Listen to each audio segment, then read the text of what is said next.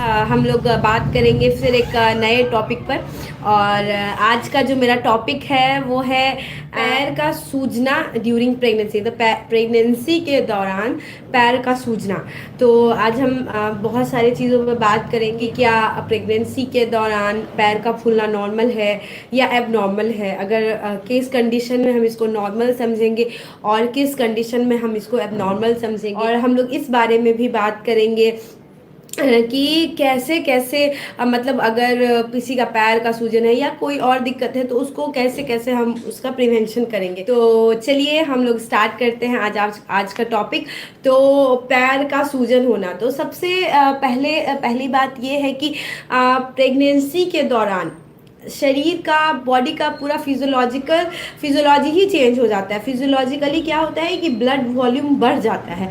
मतलब बच्चे को मतलब बहुत सारे कारण की वजह से ब्लड का प्लाज्मा, मतलब जो ब्लड वॉल्यूम है वो भी बढ़ता है, उसमें प्लाज्मा वॉल्यूम ज़्यादा बढ़ता है।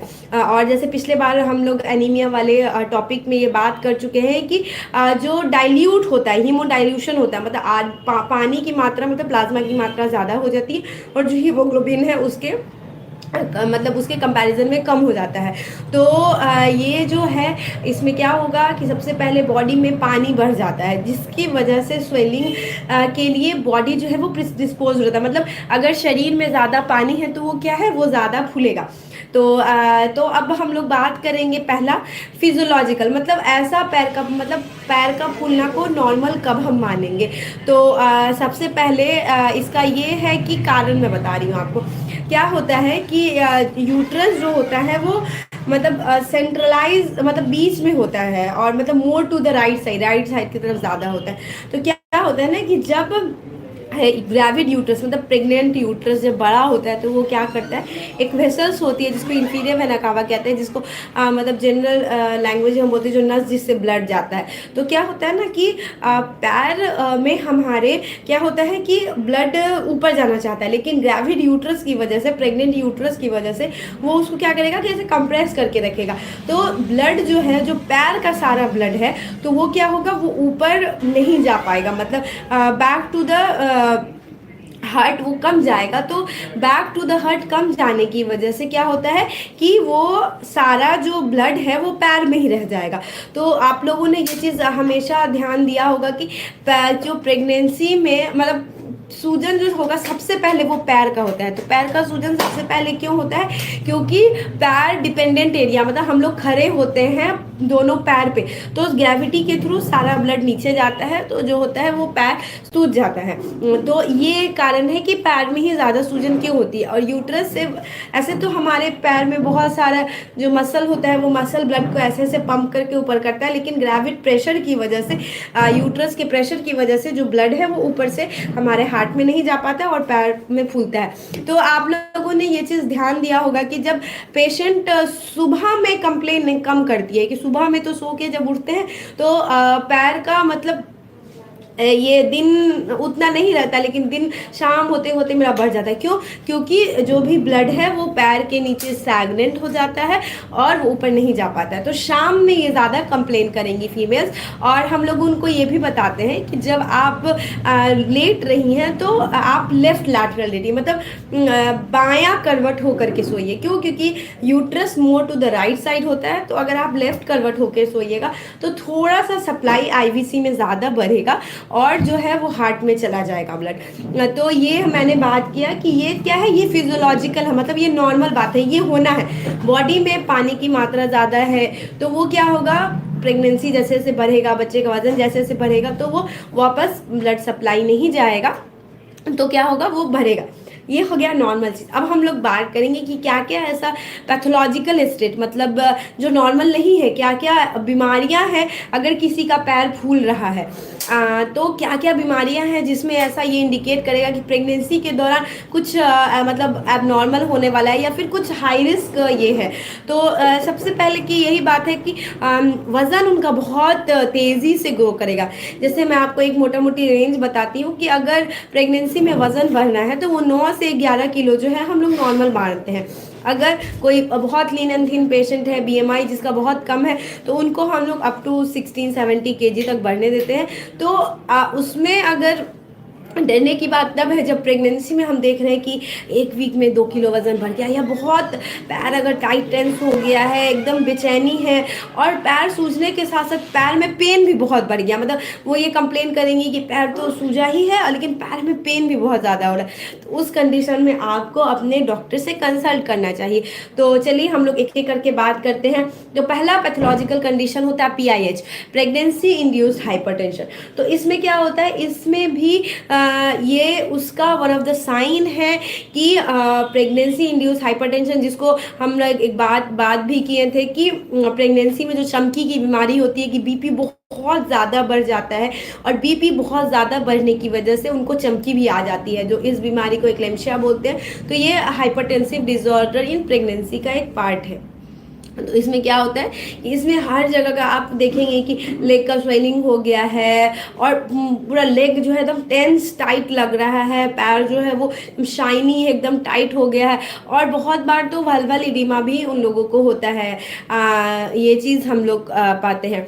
फिर और कौन कौन सा कंडीशन, एक तो हम लोग के यहाँ जो मोस्ट कॉमन है, जो पिछले हफ्ता हमने अनीमिया की बात की थी। जो अनीमिया में क्या होता है कि अनीमिया के साथ खून की कमी के साथ साथ हाइपोप्रोटीनीमिया भी होता है, मतलब बॉडी में प्रोटीन की भी कमी रहती है।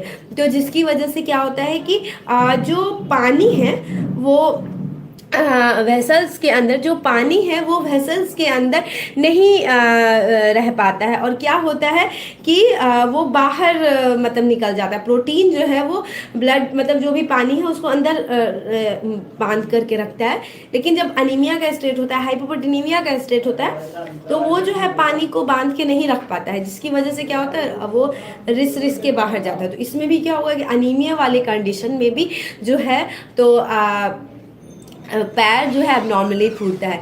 इसके अलावा हम लोग वेनस डिसऑर्डर की बात करेंगे। जैसे बहुत सारे लोगों को वेरिकोज वेन वाला प्रॉब्लम रहता है, उसमें भी पैर बहुत ज़्यादा बढ़ जाता है। वेरिकोज वेन जिसमें आप देखेंगे कि लेग्स में टॉर्चर्स, मतलब ऐसे ऐसे ऐसे घुमा घुमा कुछ मांस जैसा लगेगा, तो उस कंडीशन में भी पैर बहुत ज़्यादा फूल जाता है। इसके अलावा जो DVT मतलब डीप वेनस थ्रोम्बोसिस के जो केसेस होते हैं, उसमें क्या हुआ कि मतलब जो अंदर का पैर का जो डीप वेन है वो जाम है, जैसे नाली एक जाम है, तो ब्लड ऊपर नहीं जा पाएगा। तो उसमें क्या होता है, तो ये भी एक सीरियस कंडीशन है, इस पे भी ध्यान देना चाहिए।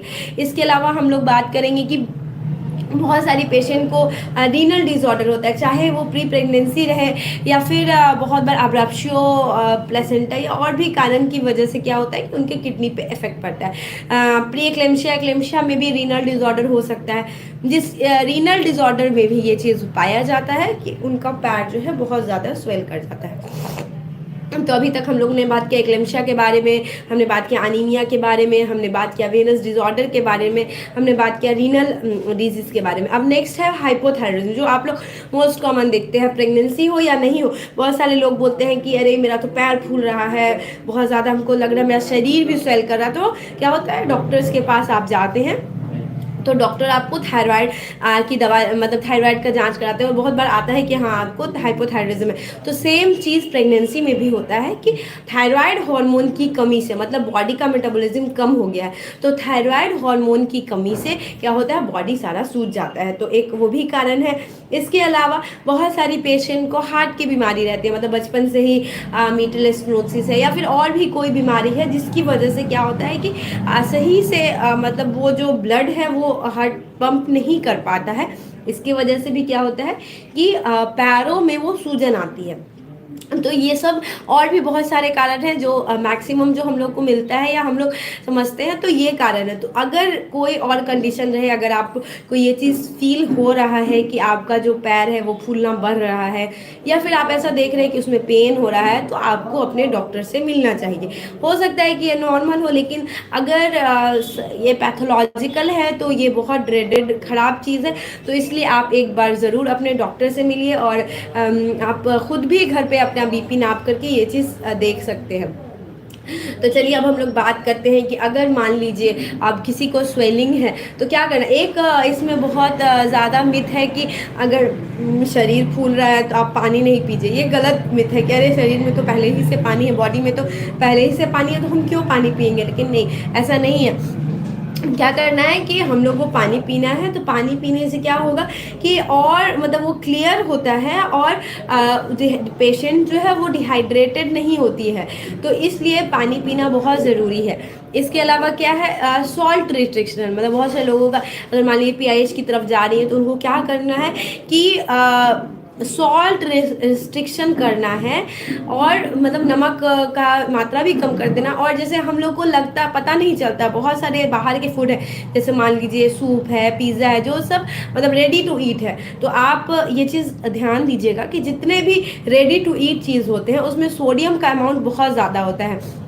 आप अभी घर जा कर के या ट्राई कीजिएगा, आप देखिएगा कि सोडियम का कंटेंट बहुत ज़्यादा होता है, 20 ग्राम 30 ग्राम ऐसे करके सोडियम का कंटेंट होता है। तो ये चीज़ है कि बाहर का सामान कम खाना है, क्योंकि उसमें सोडियम का ये है। और आपको क्या करना है, पोटाशियम की चीज़ बढ़ानी है। तो पोटाशियम की चीज़ बढ़ाने में क्या होता है, केला, केला में बहुत ज़्यादा मतलब पोटाशियम होता है, तो केला आप यूज़ कर सकते हैं। उसके अलावा जो मैंने बताया कि पैर लटका के नहीं बैठना है, मतलब अगर पैर फूल रहा है तो आपको पैर लटका के नहीं बैठना, उससे और जो है वेनस रिटर्न कम होगा, ब्लड और नीचे जमा होगा। प्रोलॉन्ग स्टैंडिंग नहीं करना है। और बहुत सारी फीमेल्स को ऐसा मतलब आदत होता है, वर्किंग फीमेल्स को, जो थोड़ा टाइट क्लोथिंग पहनती है, तो उन लोगों से मैं रिक्वेस्ट करूँगी कि काइंडली टाइट क्लोथिंग नहीं पहने, ढीला कपड़ा जैसे प्लाजो हुआ, ये हुआ, सब यूज़ करें। और मोज़ा भी मतलब आप ये अगर डीवीटी है तो आप अलग स्टॉकिंग्स यूज़ करेंगे, वेरिकोज वेन या डीवीटी है तो अलग आप स्टॉकिंग्स यूज़ करेंगे। लेकिन अगर वो सब नहीं है तो आप एकदम लाइट कपड़े पहनिए। उसके बाद क्या है कि मसाज आप करवा सकती हैं, जैसे लाइट ऑयल से या पाउडर से, गर्मी है तो पाउडर से, अगर ठंडी है तो लाइट ऑयल से आप मसाज करा सकती हैं। उससे क्या होगा कि जो ब्लड है वो पंप होके आपके हार्ट में जाएगा, तो वो चीज़ है कि आप मसाज करवाइए। और अगर घर पर आप बीपी मशीन रखिए, और आप अपना जो है वो हमेशा मॉनिटरिंग कीजिए। तो ये सब चीज़ है जो मैंने आपको बताया कि क्या क्या फिजियोलॉजिकल है, मतलब नॉर्मल है, और क्या क्या पैथोलॉजिकल है, मतलब बीमारी से रिलेटेड है जिसमें पैर फूलता है। तो मैं ये होप करती हूँ कि आपको ये सब टॉक समझ अच्छा लगा होगा और आपको समझ में भी आया होगा। अगर आपके कोई क्वेश्चंस हैं तो आप मुझसे पूछ सकते हैं, और इस पे भी पूछ सकते हैं। ऐसे इंस्टाग्राम और फेसबुक पे भी मेरा पेज है, वहाँ पे आप हमको डायरेक्ट मैसेज कर सकते हैं। और अगर आप किसी टॉपिक में इंटरेस्टेड हैं तो आप उस टॉपिक में भी बता सकते हैं कि इस टॉपिक पे आप लाइव होइए, मैं ट्राई करूँगी उस टॉपिक पे लाइव हूँ। इसके अलावा मैं आपको बस थोड़ा सा प्री एक्लेम्शिया एक्लेम्शिया के बारे में बताना चाहती हूँ कि सबसे ख़राब बात एक्लेम्शिया या प्री एक्लेम्शिया का सबसे ख़राब बात ये है कि इसमें पहला बच्चा में होता है। मोस्ट कॉमन जो मतलब अर्ली एज की फीमेल्स, 20 से 30 के बीच की फीमेल्स रहती हैं, उसमें एक्लेम्शिया होता है। और क्या होता है ना कि अचानक से पहले से थोड़ा थोड़ा हम लोग अल्ट्रासाउंड में डॉपलर कराते हैं, या फिर यूरिन में एल्ब्यूमिन आते रहता है, और भी कुछ कुछ फाइंडिंग्स है जिससे हम लोग प्रिडिक्ट कर लेते हैं कि हाँ इनको एक्लेम्शिया होने वाला है। तो इसलिए ज़रूरी है कि जिनका पहला बच्चा हो, जिनका एज कम हो, वो लोग काइंडली डॉक्टर से मिले, क्योंकि ये धीरे धीरे ये चीज़ बढ़ता है। तो अगर उसका हमको इंडिकेशन मिल जाएगा तो उसका हम लोग ध्यान रखेंगे। और एक्लेम्शिया बहुत ख़राब बीमारी है, मैंने बहुत सारे मरीज़ को वेंट पे जाते देखा है और उनका स्थिति बहुत ख़राब रहता है, लेकिन बहुत सारी पेशेंट वापस भी आ जाती है और बहुत अच्छा लगता है उनको देख के, जब वो फर्स्ट डे चमकी के साथ अपना टंग बाइट करके आती हैं और फिर बाद में जब वो ठीक होती है तो सच में बहुत अच्छा लगता है। लेकिन मैं नहीं चाहूँगी कि कोई पेशेंट वैसी जाए। आज सुबह ही हमारे लेबर रूम में एक पेशेंट आई है जो कि सैचुरेशन नहीं मेंटेन करी थी, एक्लेम्शिया की पेशेंट है, मुश्किल से 22-25 साल उसका उम्र होगा और अभी वो वेंटिलेटर पे है। तो बहुत ख़राब लगता है ये सब चीज़ देख के, और वो उसने एक बार भी एएनसी नहीं करवाई है। तो बहुत ख़राब लगता है कि पहला बच्चा है, इतना कम उम्र है और ऐसे में इतना ख़राब चीज़ हो रहा है। तो मैं फ़ीमेल्स से बोलूँगी और उनके हस्बैंड से भी बोलूँगी कि काइंडली आप फ़ीमेल्स का ख्याल रखिए, अगर जितना हो सके आप प्लीज़ एएनसी करवाएं।